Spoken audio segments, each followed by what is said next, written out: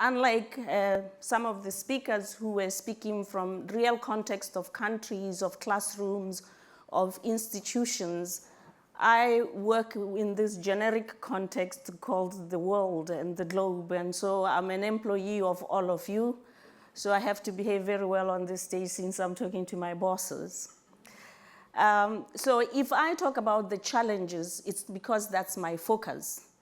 It isn't because I'm negating the phenomenal progress that has been registered over the years, especially over the past 2.5 decades.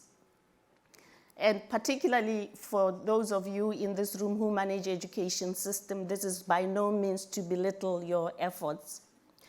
But I'm going to focus exclusively on challenges and not on achievements. So bear with me on that. As we were beginning to speak with each other, one of the most striking comments, what was made again and again, was the convergence of our ideas when we come together like this from very divergent backgrounds and very divergent experiences, that there is more commonality than there are differences. And that when we come, it's more to enjoy the cross-fertilization of ideas and to enrich one another's experience. But we don't really hear a divergence of minds and a divergence of views. So we seem to be answering yes to that nice biblical question, do you hear what I hear in education? Do you see what I see? And I wanted to start my speech with just saying, why is it possible for us to be standing more or less on the same platform on issues of global education, even though we come from specific contexts? And I want to highlight some of the drivers of the global education setting agenda. Not all, but key. The first one to me is the emergence of transnational education organizations and institutions. And I very proudly want to stand here and say I have the privilege of running one of the oldest. IBE is 90 years this year. And it is the very first intergovernmental organization in education. And since the early 30s, IBE was the main place, the main and only institution that called ministers of education together to review past trends. So to have a retrospective review and to have a prospective review and set future agendas for education.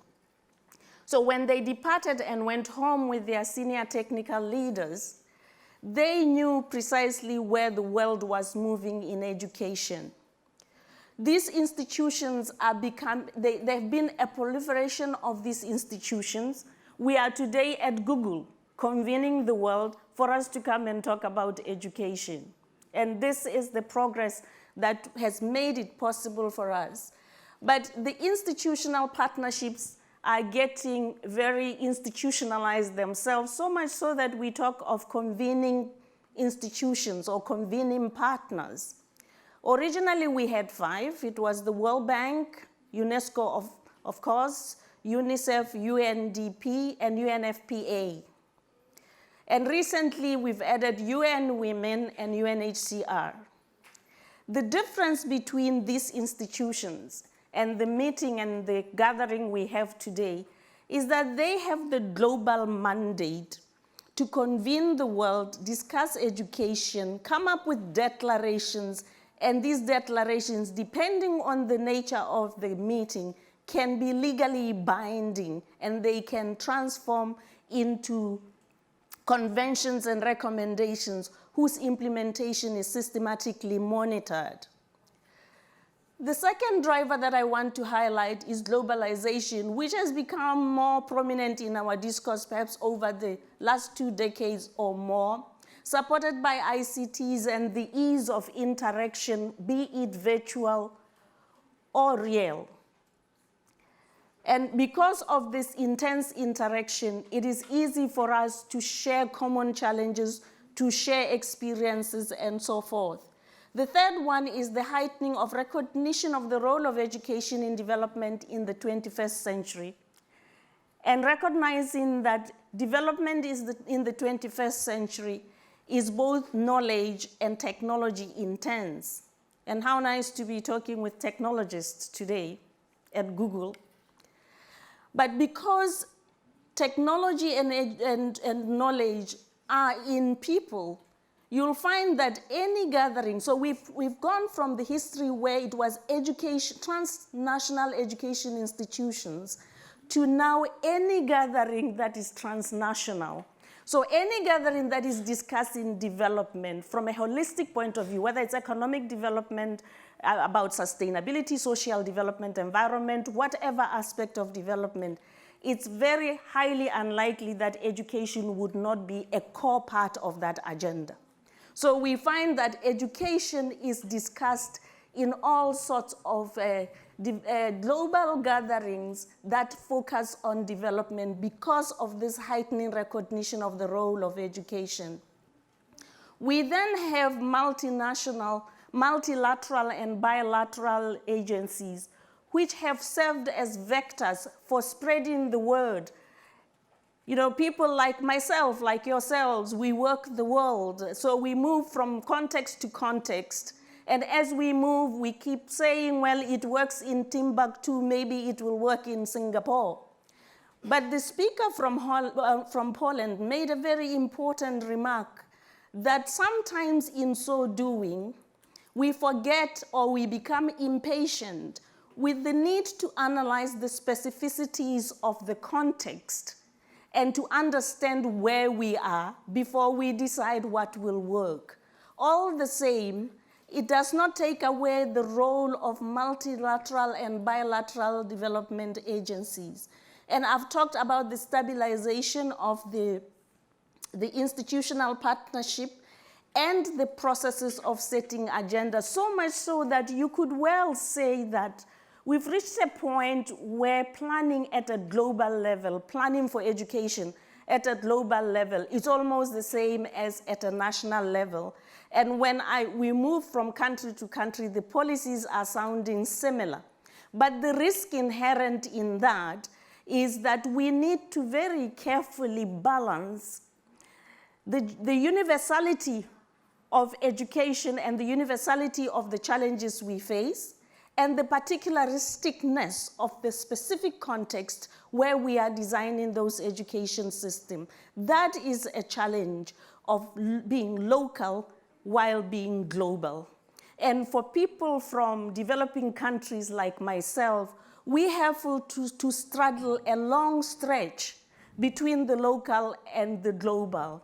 But all the same, this is a challenge. We've also seen the emergence of global legal instruments and moral instruments, instruments with a moral force, instruments with a legal force, which we monitor.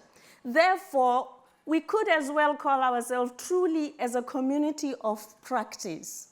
We've seen the intensification of monitoring instruments, and there are lots of reports that are published very regularly to take the temperature of the global education system, so to speak. And here I want to highlight the Global Monitoring Report for Education, not because it's produced by UNESCO, but because it's recognized by all partners as the authentic source on the state of global education. So what do these monitoring instruments and what does this global sorority tell us are the key challenges? I believe you are all familiar with these challenges, so I just want to highlight them. Is that as much as we've made phenomenal progress in improving access to education, particularly since Jomtien in 1990, and all the way through we've seen Jomtien, we've seen Amman, in the midterm review, we've seen Dakar, Senegal, and recently we've seen Incheon and then New York in the General Assembly, where we went and adopted the SDGs and SDG 4 for education. But the success in opening access should be honestly characterized as qualified. Because while we may have made phenomenal progress, we still have hundreds of millions of people who do not have access to education.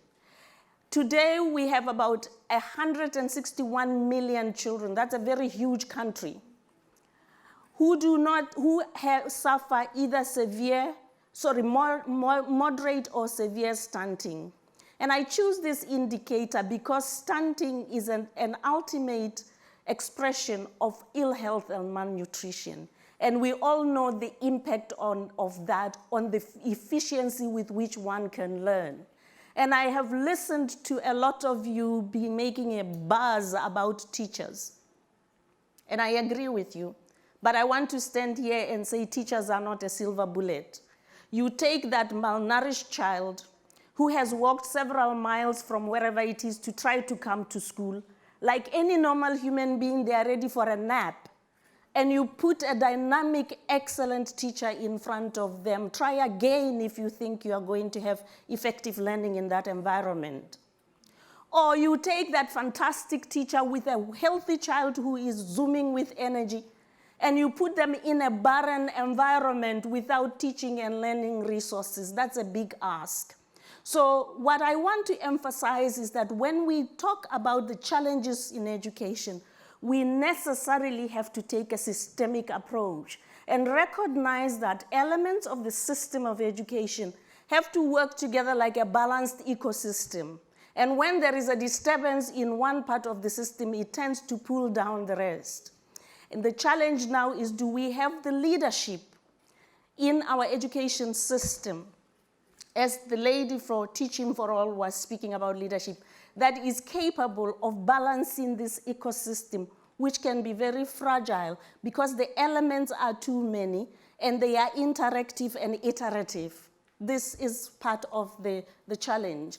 But access is limited. 57 million children are not in primary school. 61 million adolescents are not in junior secondary school. We have 750 million adults and youth who do not have basic literacy. And for all these indicators, I can go on and on and on, and they are somewhere in this presentation. For those of you who are inclined to see the details, I've given all the data. Whenever we use these figures, the higher proportion of those who get the short end of the stick are women and girls. So this is another challenge. How do we bring gender parity to education? And to Googlers, how do we do this? How can we use technology to bring education to those who are out? As I characterize, or we characterize success in access as qualified, when it comes to quality of education and effectiveness of learning opportunities, the performance is abysmal. There's no other pretty way of putting it. Or shall I say, there's no uglier way of putting it. Andre the other day gave us evidence from the OECD administered assessment. But I want to tell you, again, it's in the slides when you have time to look at them. Whether you look at international assessment, regional assessment, national assessment, the story is the same. Too many or a high proportion of learners, be they children or adults, are exposed to intolerably poor quality of education, and therefore their learning is ineffective. And therefore there is a disconnect, even for those who are in education system, there is a disconnect between educational attainment and educational achievement. So the grade at which one is, the fact that somebody has a university certificate does not mean that they have the competencies that are commensurate to that certificate. And the travesty of it all is that we continue to take them through because somebody somewhere with good economics told us that repetition rates were too expensive, so let them go through. And that's why Andre the other day kept saying this proportion of children in grade 4 were actually reading at grade 1 level, or these ones at this level were doing mathematics at a lower level. The disconnect is a source of serious challenge. And again, the question is, how can we use technology to fortify the quality of learning and of learning outcome, and the acquisition of not just skills, but acquisition of competencies. And I want to make a distinction between skills and competencies.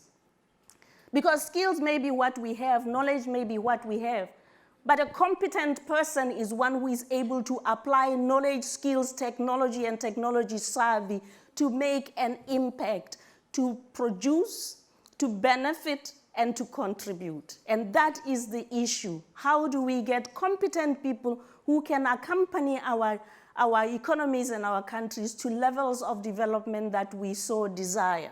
So quality is the most damning challenge in education today, without a doubt.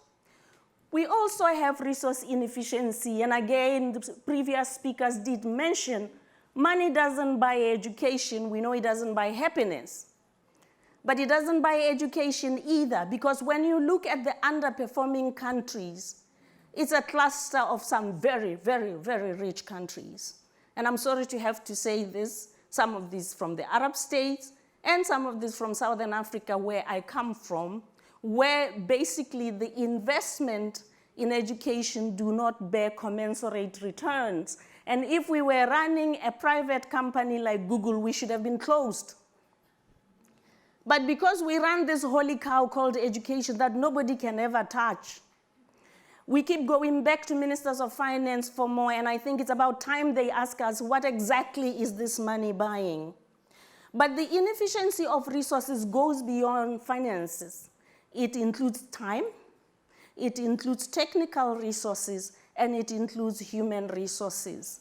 And the challenge is, how can we use technology to raise efficiency gains so that education can be affordable? Because with all the ills that I have mentioned, for most countries, education systems that are current are unaffordable and unsustainable cost-wise.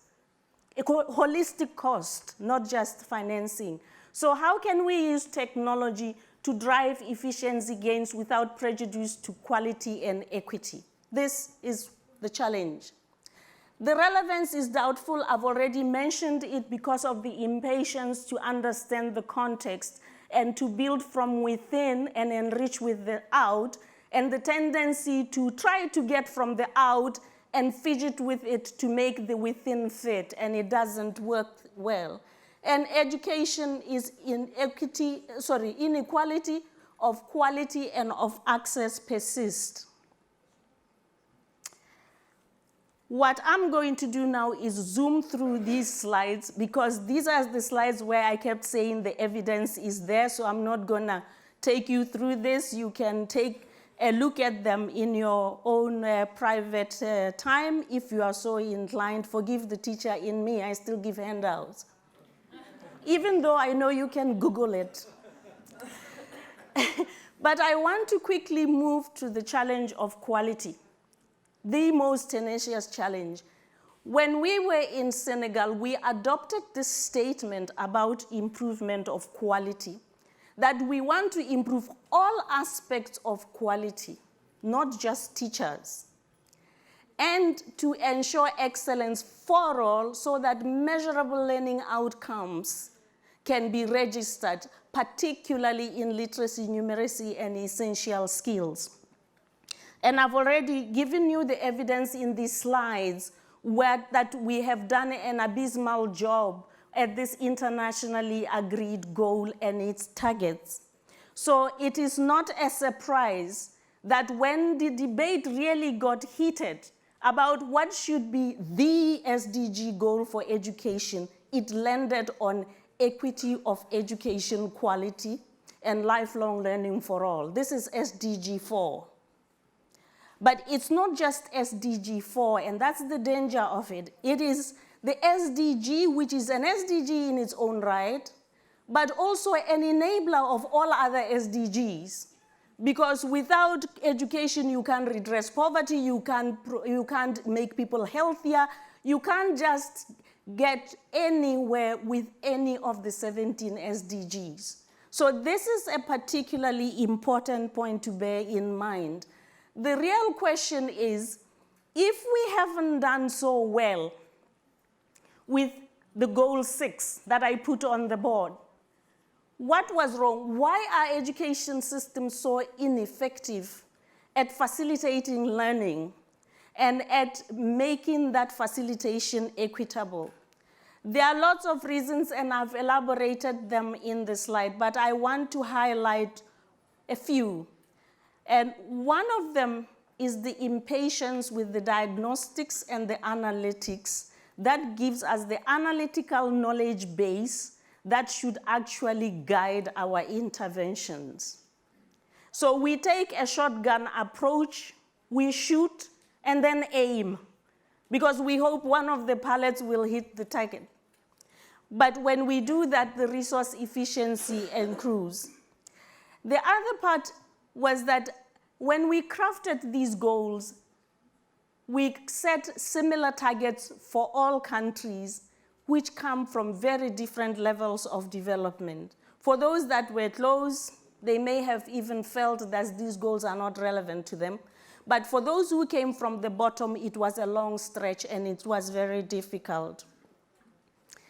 And another constraint is that I really want to dwell on is leadership and the discontinuity of leadership. When you want to improve the quality of education or the quality of anything, your impact comes from a build-up over time. It's not quick.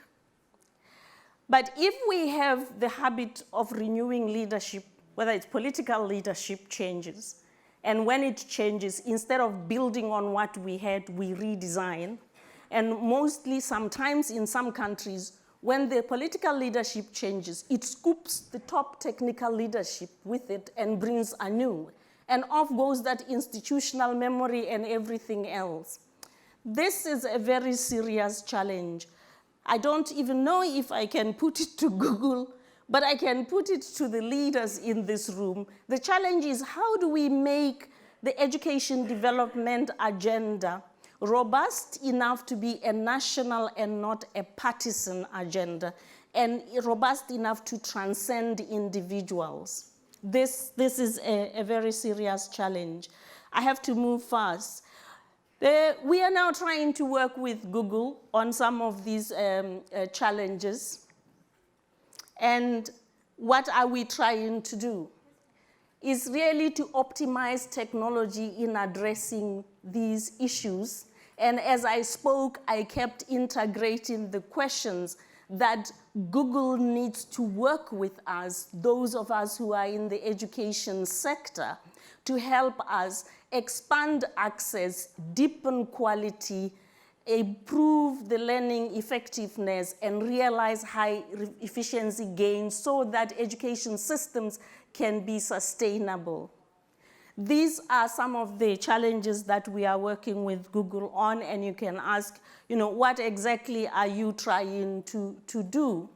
We are focusing on leadership, because the challenge today is to have leaders and managers of education systems that are able to manage systems that can deliver high quality education that is development relevant, is equitable, and is resource efficient. And these are not in business we have so many executive courses for business leaders. The other speaker, I can't remember their name, was saying they were shocked to find that teachers were never taught how to deliver a lesson. And you would have thought that was the most intuitive thing for teachers to be taught. Most managers of education systems are professional practitioners. They are pedagogues. They are content specialists. And they rise through the ranks, and they finally find themselves in a leadership role. And this leadership role is not automatic. And just because I'm a very good teacher does not mean that I'm a very good strategic leader or that I'm a very good manager. And if the training is done willy-nilly with workshops here and there, and sometimes these workshops do not realize that to be a strategic leader, it takes a long time, and it takes a blend of being taught and experience. So leaders in education are not born, they are made, but we don't make them. And it is not surprising that when education systems get so sophisticated, we are a little lost at sea, and our knee-jerk reaction is put more resources into it until we get into that non-profitable enterprises, as I said. We are working with Google to try to focus on building an executive master's course for leaders in education, but to deliver this master's course through a diversity of channels, including MOOCs, and we are with the right partner, I believe. But we also want to have a whole cluster of a flexible, just-in-time training to allow education leaders to be able to say, here are my areas of weakness. But I have already said to you, one of the weaknesses in education is poor diagnostics, even poor diagnostic implementation monitoring, that when things go wrong, we haven't even looked closely to understand where and how they go wrong. So we are trying to change the culture of work so that the other day when Andre was talking, one of the points that really resonated with me was the comparison between the health sector and the education sector. And that in the health sector, it's practitioners who create knowledge and build knowledge. In the education sector, it is often the case that there is a disconnect between the creation of knowledge and its application. And the practitioners are believed to be just given it to implement it without ownership, without conviction, and without what they intuitively understand to be the problem. And therefore, we are trying to work with leaders from the level of the clinic, which is the classroom, all the way to the ministries of education to distill key competencies that they must have in order to be effective leaders. Practical, not academic master's degree, like in business, professional executive master's degree. And then, as I said, we want to take these modules and reconfigure them for just-in-time training. But we want to help these leaders to be able to handle the diagnostics of their problems, to design responsive interventions, to implement them effectively, and to monitor their impact with clear evidence and not with poetry. In education, we are very good. When you are asked, well, how is this going? We are making substantial progress. But what is substantial progress? What does it look like? We are very weak at setting baselines very clearly, setting the targets very clearly, even operationally saying, what is a good quality education in this particular country at this point in time? Enough for us to be able to agree when we are in one room that we are talking on. And if we cannot operationalize it and define it, it's very difficult to say, what are the markers of this? What will success look like? And if we know what success will look like, what is our aspired level of success, and what are the little itty-bitty steps for getting there? This is what we are working with Google to try to build, this leadership, and then simultaneously to get the technology to address the principal challenges that I started off with. Thank you very much for listening.